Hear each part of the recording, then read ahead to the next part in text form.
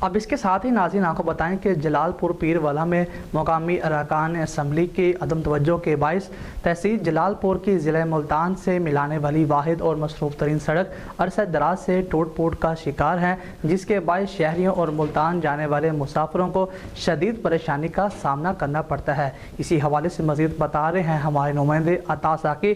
جی عطا ساقی، بتائیے گا۔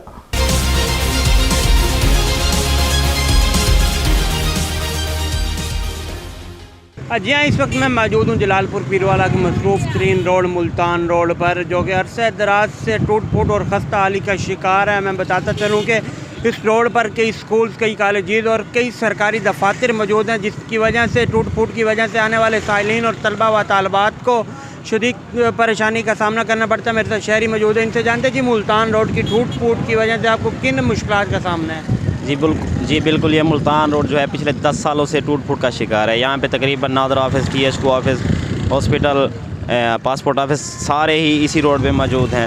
Judicial complex وغیرہ بھی یہیں پہ موجود ہے۔ آئے روز اس روڈ پہ حادثات ہوتے رہتے ہیں، جس کی وجہ سے عوام کو کافی مشکلات کا سامنا ہے۔ یہ اراکین اسمبلی نے کئی بار اس روڈ کے دعوے کیے ہیں بنوانے کے، لیکن ابھی تک کوئی کسی قسم کا عملی اقدام نہیں اٹھایا گیا ان سے۔ ہماری حکومت وقت سے اپیل ہے اس روڈ کو مرمت کرایا جائے یا کارپیٹ روڈ مہیا کی جائے۔ جی بالکل، ارکان اسمبلی نے کئی بار دعوے کیے اس روڈ کو تعمیر کرنے کے، لیکن یہ تعمیر نہ ہو سکا، اور شہریوں کی جانب سے مطالبہ کیا جا رہا ہے کہ اس روڈ کو جلد از جلد تعمیر کیا جائے تاکہ مشکلات سے بچا جا سکے۔ جی